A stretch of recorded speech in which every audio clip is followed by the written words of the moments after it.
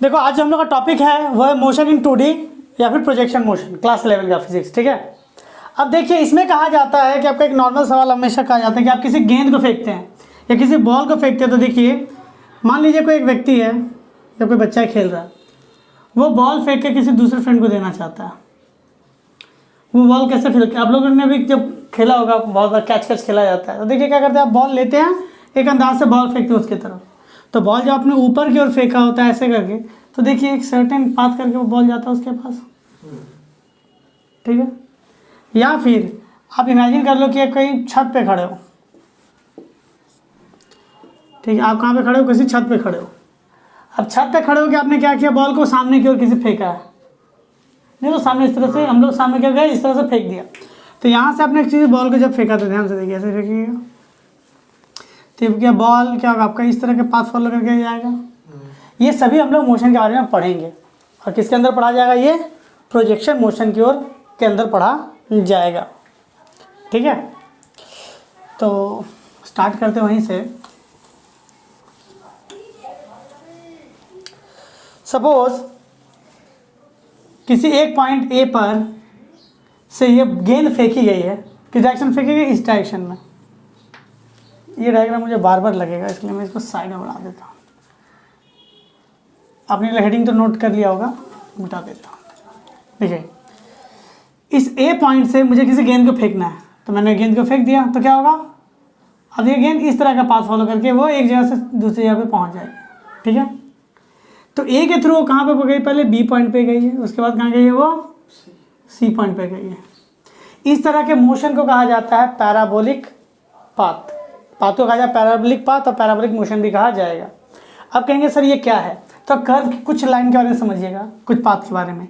अगर कभी भी आपका लाइन इस तरह, कभी भी कोई बॉडी आपका इस तरह के पाथ में जाता है तो कहते हैं स्ट्रेट लाइन पाथ। क्या कहा जाता है, स्ट्रेट लाइन पाथ। इसका इक्वेशन होता है y = mx + c। ये फॉर्मेट है, जनरल फॉर्मेट।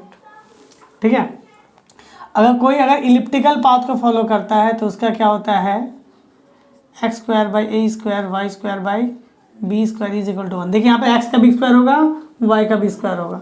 या फिर अगर कभी सर्कल के अंदर चला गया तो उसका फॉर्मेट क्या होगा, x² + y² = a²।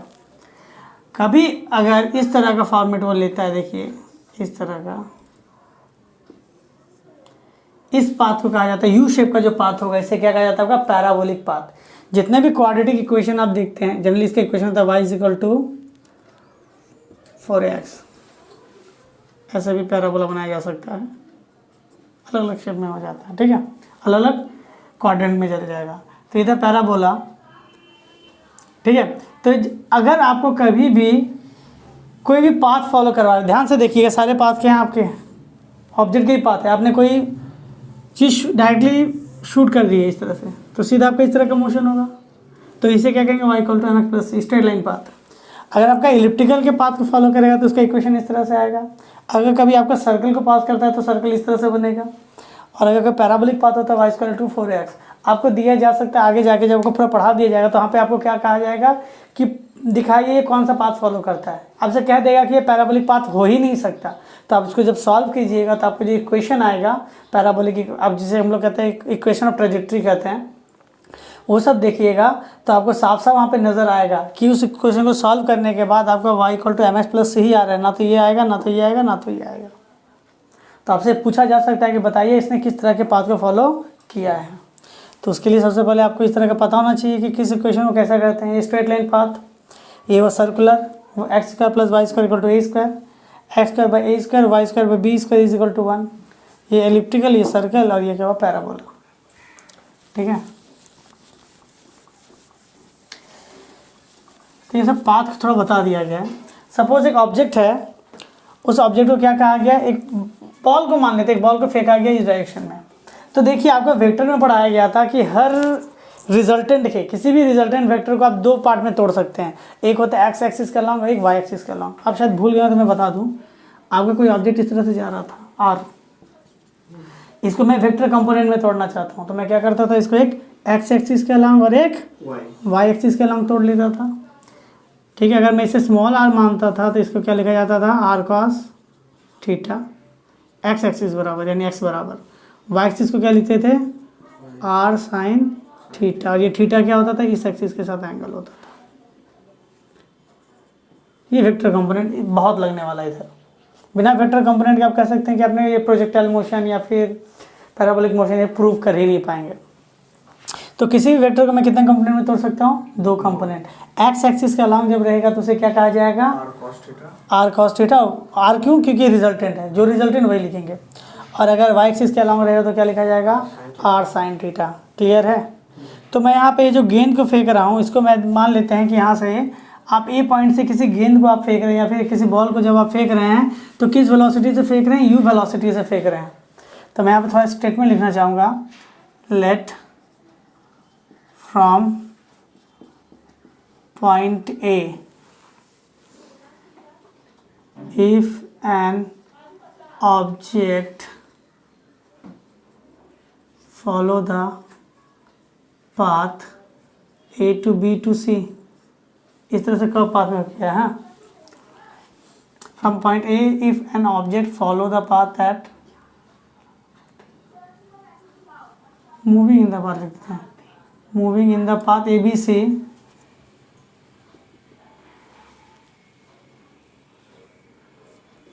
कैसे लेते हैं, from point A an object thrown, एक ऑब्जेक्ट को फेंक दिया गया, u thrown with velocity u unit metre पर सेकेंड जो रहेगा आपका डाल दीजिएगा सेंटीमीटर पर सेकेंड। किस वेलोसिटी से फेंका जा रहा है, u, that follow the path b to c। ठीक है।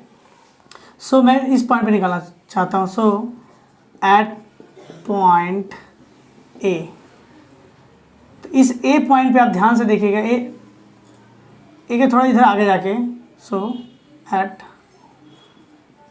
पॉइंट ए, अगर आप इस पॉइंट पे मैं इसकी वेलोसिटी चेक करना चाहते हैं, किधर जा रहा है, इधर जा रहा है, हाँ या ना, यू। तो इसको मैं अगर वेक्टर कंपोनेंट में तोड़ूंगा तो मुझे क्या मिलेगा, एक एक्स एक्सिस के अलांग एक वाई एक्सिस के अलांग। तो इस एक्स एक्सिस के अलांग एक फोर्स मिलेगा मुझे, क्या मिलेगा, वाई एक्सिस कैसे लिख देंगे, क्या, यू कॉस थीटा। इसे क्या माना जाएगा, यू साइन थीटा। आर इसलिए क्योंकि यू उसमें आर था, इसलिए यू है तो यू हो जाएगा। क्लियर है। और ये कितना डिग्री का एंगल यहाँ बना रहा है, थीटा की तरह एंगल बना रहा है। क्लियर है। अब देखिएगा, अब ये जो ऑब्जेक्ट ऊपर की ओर जा रहा है तो क्यों वो ऑब्जेक्ट नीचे की ओर आता है। देखिए ये कोई ऑब्जेक्ट अगर आपका ये पाथ को फॉलो करते जाता है तो क्यों नहीं ऊपर ही चला जाता, नीचे क्यों आता है। इसका रीज़न ये है कि जब ये ऑब्जेक्ट जा रहा होता है इसके ऊपर तो ग्रेविटी इसको कहाँ खींच रही होती है, नीचे। तब इमेजिन कीजिए आप साइकिल आगे की ओर खींच रहे हो, बगल वाला आपका कोई फ्रेंड जो पीछे से रोके जा रहा है तो क्या होगा, आपका स्पीड कमेगा या बढ़ेगा, कमेगा। तो सीधी सी बात है, ये यू वेलोसिटी से जा रही थी। और यहाँ पे जो हम लोग केस ले रहे हैं इसके अंदर एयर फ्रिक्शन 0 मान लेते हैं, एक्सटर्नल फोर्स कुछ नहीं है। सिर्फ एक्सटर्नल फोर्स में आपको एक ही चीज़ लगता है, वो क्या है, ग्रेविटी, और कुछ भी एक्सटर्नल फोर्स में लगता नहीं है। आपने यू वेलोसिटी से फेंक दिया है और ये जैसे आगे की ओर जा रहा है तो देखिए यहाँ पे फोर्स को मैं या वेलोसिटी को मैं 2 हिस्सों में बांट सकता हूँ। देख पा रहे हैं आप, या तो एक हो सकता है along X axis, along Y axis. तो अलॉन्ग वाई एक्सिस आपने देखा होगा, इस पर कौन काम कर रहा है, ग्रेविटी कहाँ काम कर रही है, नीचे की तरफ। कहाँ काम कर रही है, तो मैं लिख सकता हूँ हेयर जी, ये क्या है, acceleration due to gravity, due to gravity act on body. Body पे कैसे लगेगा, लग रहा है। ये ऑब्जेक्ट ऊपर की ओर जा रहा है लेकिन ग्रेविटी कहाँ खींचती है, नीचे की ओर। तो इस जगह पे इसका जो अलॉन्ग वाई एक्सिस क्या लिख सकते हैं, so along Y axis, Y axis की तरफ भी ऑब्जेक्ट जा रहा है ऊपर की ओर और ग्रेविटी कहाँ लग रही है, नीचे की ओर। तो सीधी सी बात है, अलॉन्ग वाई एक्सिस में एक्सेलरेशन क्या लिख सकता हूँ, माइनस जी लिख सकता हूँ, क्योंकि जी कहाँ खींच रहा है, नीचे की ओर। स्पीड तो कम ही रहा है। क्लियर हो गया। अच्छा, अलॉन्ग एक्स एक्सिस क्या लगेगा कुछ एक्सेलरेशन, देखिए तो अलॉन्ग एक्स एक्सिस का स्पीड कुछ चेंज हो रहा है नहीं ना, वो आगे की ओर तो चले जा रहा है। तो मैं कह सकता हूँ अलॉन्ग एक्स एक्सिस एक्सेलरेशन की वैल्यू क्या हो जाएगी, 0। ये यूनिट आप लिख देते, ये आप यूनिट लिख दिए। कोई एक्स एक्सिस की तरफ कोई एक्सेलरेशन है नहीं, एक्स एक्सिस की तरफ कोई आपका एक्सेलरेशन दिख रहा है, देखिए इधर आगे की ओर जो जा रहा है डाउनवर्ड उसे खींच रहा है जी नीचे की ओर, उसका स्पीड कम आ रहा है। तो स्पीड बढ़ाना या स्पीड कमाना किसका काम होता है, एक्सेलरेशन का। तो यहाँ पे एक्सेलरेशन का आपकी ग्रेविटी काम कर रहा है अलॉन्ग वाई एक्सिस डाउनवर्ड, लेकिन एक्स एक्सिस में कोई एक्सेलरेशन है, कोई भी एक्सेलरेशन नहीं लग रहा है। ठीक है। और ए से सी में जाने में टोटल टाइम मान लेते हैं, लेट ऑब्जेक्ट ए से बी जाता है और ये आधा दूर जितना में जाएगा अगला आधा दूर उसी दूरी में जाएगा। ए से बी और बी से सी की दूरी मान लेते हैं स्मॉल टी, और ए से सी, तब क्या होगा टू स्मॉल टी या फिर कैपिटल टी टाइम ले रहा है। ठीक है, ये आधा टाइम ले रहा है यानी स्मॉल टी दिखा दिए, और ये फिर आधा यानी पूरा टाइम को मैंने कैपिटल टी 2t या फिर कैपिटल टी लिखा जा सकता है, यूनिट सेंटीमीटर सेकेंड या आवर जो मिनट जो भी लगे। तो मैंने यहाँ पे कर दिया कि ऑब्जेक्ट कैसे कैसे जा रहा है। क्लियर है। अब इसके बाद अब इस पॉइंट पे देखिएगा, बी पॉइंट पे जैसे ही ऑब्जेक्ट बी पॉइंट पे पहुंचता है तो मुझे क्या देखने को मिलेगा, इस जगह पे आपको सवाल पूछा जाता है कि बताइए एट बी पॉइंट पे वेलोसिटी क्या होगी। तो हम सभी को पता है कि कोई बॉल अगर ऊपर जाता है, कोई गेंद ऊपर जाती है, तो जब वेलोसिटी 0 हो जाती है तो ऑब्जेक्ट कहाँ चला जाएगा, नीचे आ जाएगा। यही तो सबसे पूछा जाता है कि भैया बताइए बी पॉइंट पे एट वर्टिकल पॉइंट पे, टॉप मोस्ट पॉइंट पे वेलोसिटी क्या होगी। तो यहाँ पे जब मेरा यू ऐसे जा रहा होगा तो इसके भी दो एक्सिस आएंगे, एक होगा वर्टिकली और एक क्या होगा, एक एक्स एक्सिस का लॉन्ग, एक वाई एक्सिस का लॉन्ग। ठीक है, तो इस पे जब ऑब्जेक्ट में एक्स एक्सिस और वाई एक्सिस का लॉन्ग देखेंगे तो देखिएगा यहाँ पे वेलोसिटी अलॉन्ग वाई एक्सिस, देखिए यहाँ पे जी का नीचे की ओर खींच रही है, तो यहाँ पे क्या एक्सिस क्या वी वर्टिकली कह सकते हैं, इसकी वेलोसिटी कितनी हो जाएगी, 0। क्या हो जाएगी, along velocity along Y axis क्या हो जाएगा, 0। लेकिन वेलोसिटी अलॉन्ग एक्स एक्सिस क्या था, यू कॉस थीटा ही रहेगा। ठीक है, क्या रहेगा आपका, यू कॉस थीटा ही रहेगा। इसका मतलब ये हुआ कि कभी भी आपसे कहा जाए मैक्सिमम पॉइंट पे वेलोसिटी क्या होता है, तो मैं कह सकता हूँ वर्टिकली अब नहीं जा रहा, अब वो वर्टिकली जा ही नहीं रहा, वहीं पर रुक गया है। ऐसा अगर रुक गया क्यों, यहाँ पे 0 हो गया, तो वर्टिकली वेलोसिटी 0 हो गई, लेकिन हॉरिजॉन्टल वेलोसिटी अभी भी उतनी ही है, ये उससे ज़्यादा है आप बोल सकते हैं, क्योंकि आपका ओवरऑल तो वैल्यू कंजर्व रहेगा। क्लियर हो गया यहाँ तक। ठीक है, अब इसे कहेंगे, अब मान लेते हैं ये ज़मीन से कितने हाइट पे थी, इस जगह पे जिसका मैक्सिमम हाइट है ये, इसे मान लेते हैं कैपिटल एच, ये से क्या है मैक्सिमम हाइट, और टोटल टाइम क्या लग रहा है आप पे, टी टाइम लग रहा है, और ए से सी ये टोटल डिस्प्लेसमेंट है, इसे कहा जाता है रेंज। क्या कहा जाता है, तो आपने यहाँ पे देखा 3 चीज़ें आपको देखने को मिली, एक था टाइम पीरियड, एक मिला आपको हाइट मैक्सिमम हाइट, और एक क्या मिलेगा आपको, रेंज। क्या मिलेगा आपको, और हम लोग को यही तीनों चीज़ निकालना है कि टाइम कितना ले रहा है, हाइट कितना जा रहा है, और रेंज कितना है। ठीक है, चलिए इसको मिटा दें, आप लोग नोट कर लीजिएगा वीडियो से पॉज करके। देखिए हम लोग सबसे पहले क्या निकालते हैं, टाइम ऑफ फ्लाइट, यानी जो टोटल टाइम इसे कहा जाता है क्या, टी को कहा जाएगा टाइम ऑफ फ्लाइट। आप इसको 2 तरीक़ों से निकाल सकते हैं, पहले आप आधा निकाल लीजिए फिर डबल कर लीजिए, या फिर पूरा निकाल लीजिए। हम पहले आधा निकाल के उसका डबल कर लेंगे, यानी मेथड 1। 2 मेथड से बनेगा। पहला मेथड से क्या देखते हैं, देखिए ऑब्जेक्ट जब ए से बी गया, when object moves from point A to B, हाँ या ना। तो आप देखिए इनिशियल वेलोसिटी कितनी थी, अलॉन्ग वाई एक्सिस देखेंगे, जो भी देखेंगे क्या देखेंगे, along Y axis. Along Y axis कहने से मतलब है कि मान लीजिए आपका ग्राफ ये है तो सिर्फ वाई एक्सिस को कंसीडर कीजिएगा, यानी ए से बी को कंसीडर कीजिएगा, सिर्फ वाई एक्सिस के वेलोसिटी को। तो वेलोसिटी अलॉन्ग वाई एक्सिस कितना था, u sine theta. Final velocity along Y axis कितना है, 0, हाँ या ना। एक्सेलरेशन की वैल्यू कितनी है, -g। ठीक, तो हम लोगों ने क्या पढ़ा, टाइम कितना लग रहा है, t, टाइम कितना लग रहा है, स्मॉल t बोला गया था ना। तो अब देखिए, अब फर्स्ट इक्वेशन मोशन का क्या था, v is equal to u plus a t, final velocity 0, initial velocity क्या था, u sine theta plus a की वैल्यू -g, t आपको स्मॉल t, तो उसे उधर लेके चले आएंगे तो क्या होगा, g t is equal to u sine theta, तो small t is equal to क्या होगा, u sine theta by. Clear है। तो हम लोग को पता है ना टोटल टाइम कितना था, जो इसका डबल, तो इधर डबल करेंगे तो ये क्या आ जाएगा, 2u बाई जी, और इसी को लिखते हैं कैपिटल टी।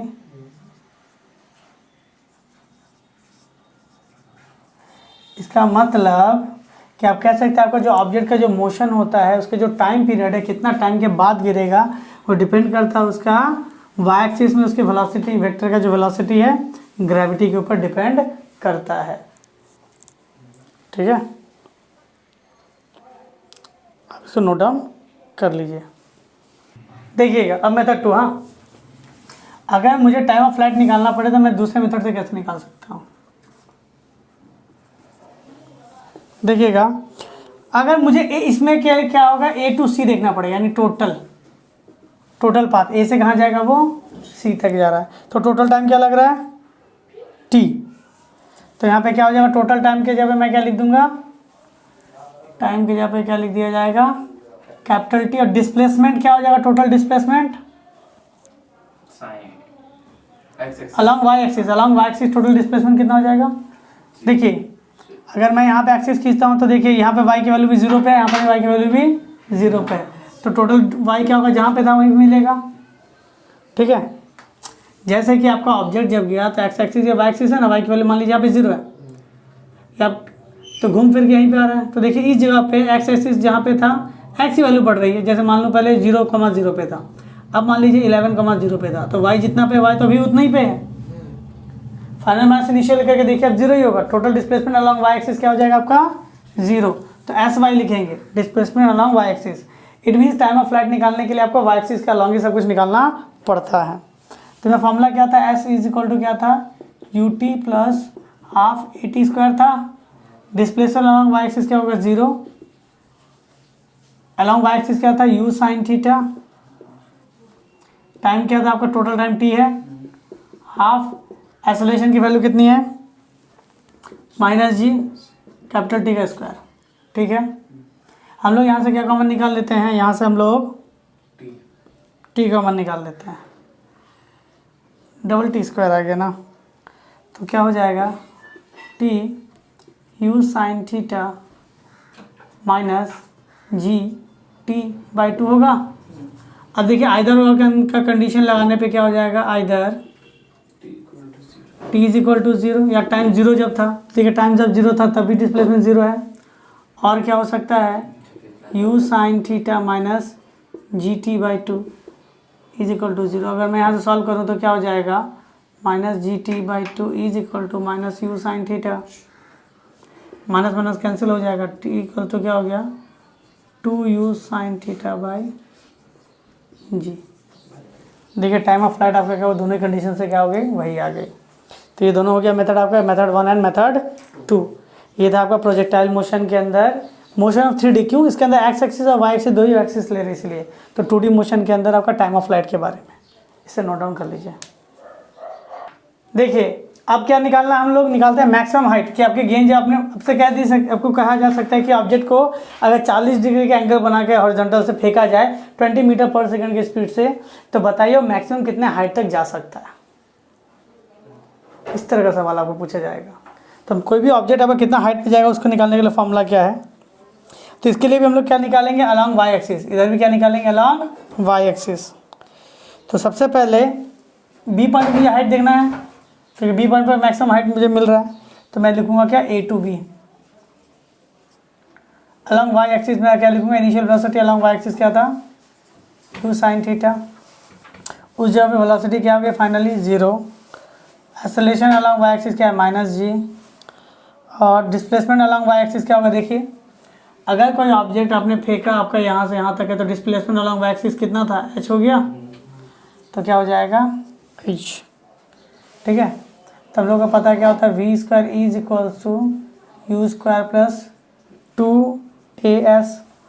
वेलोसिटी की वैल्यू कितनी है 0, u की वेलोसिटी कितनी है u साइन थीटा का स्क्वायर प्लस 2a के जगह पे माइनस जी, डिस्प्लेसमेंट कितना h, तो इसको उधर भेजेंगे तो क्या हो जाएगा 2g कैपिटल H बराबर u square sine square theta, h is equal to u square sine square theta by 2g। ठीक है, तो आपका हाइट भी क्या होगा, आपको हाइट के लिए इनिशियल वेलोसिटी पता होना चाहिए, साइन थीटा के साथ कितना डिग्री एंगल है वो पता होना चाहिए, और ग्रेविटी वैल्यू पता है। अब किसका भी ऑब्जेक्ट क्या निकाल सकते हैं, आपका हाइट क्या है। ठीक है, वो किस वेलोसिटी से फेंकी गई वो पता चलनी चाहिए, और एंगल कितना एंगल है हॉरिजॉन से ये पता होना चाहिए। तो इसको भी नोट डाउन कर लीजिएगा।